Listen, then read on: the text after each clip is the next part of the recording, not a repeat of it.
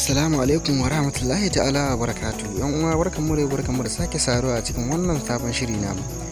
Insha Allah yau ina muku farin cikin sanar da ku cewa wannan fim mai dogon zango wato labari na yana daf da fitowa.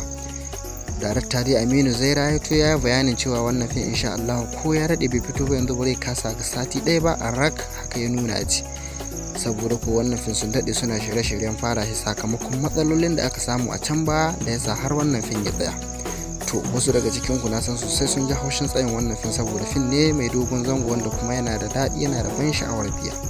To masoya masu biyar wannan shirin insha Allah ku sha komai ku saboda insha Allah wannan fim yana dab da fitowa. Magana dai daga bakin mai ita aka ce ta fi daɗi. Yanzu zan sada ku da wannan darakta domin ku ji abin da yake faɗa daga kanshi. Masha Allah mun gode. Jama'a assalamu alaikum wa rahmatullahi wa barakatuh. Mai magana Aminu Zaira Muhammad, a daraktan shirin fim din labari na kuma shugaban kamfanin Zaira Movies Investment Limited. Ina mana fatan alkhairi, ina kuma yi mana barka da sallah.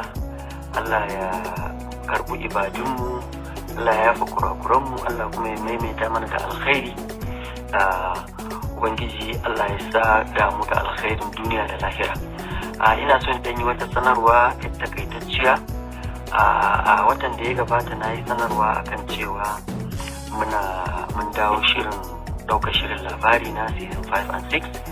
To Allah cikin ikonsa dai muna kan aikin kuma na yi wushin ma'ana mun yi fatan cewa Allah ya a watan nan in Allah ya nufe mu za mu fara haska shi koda zuwa ƙarshen wata ne.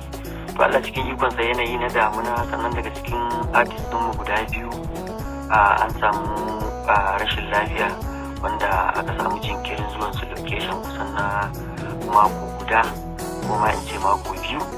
To kana naka ne Allah na nasa, so wannan yasa dole muka dan samu jinkiri, amma Allah ya ba su lafiya kuma sun dawo mun ci gaba da aiki. To duk da haka dai muna ba wa masoya wannan shiri masu bibiyarsa haƙuri akan cewa in Allah ya so ya yadda daga nan zuwa ƙarshen watan nan da muke ciki za mu yi ƙoƙari mu kammala aikin. Mun yi tunanin za mu iya kammala shi tsakanin 15 ga wannan watan, yadda kuma Allah ya da kamar 20 ga wata zuwa 25 ga wata mu fara haska shi. To Allah ka san kana naka Allah na nasa, ga yanayin damuna ga kuma wannan rashin lafiyar da aka samu. Da fatan kun ji daɗin kasancewa da wannan sabon shirin namu.